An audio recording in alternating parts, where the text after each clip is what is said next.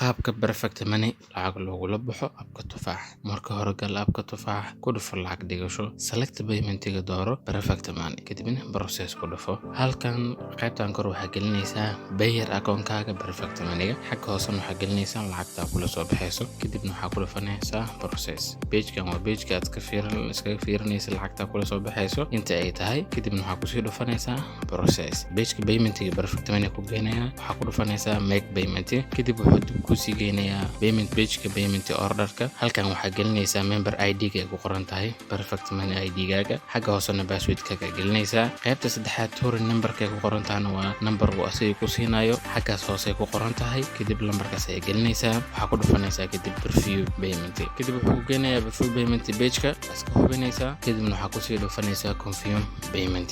Sidaas ayaa lacagtaada ay ku payment gareysmatay. Continue dheh si toos oo ugu laabato abka tufaax.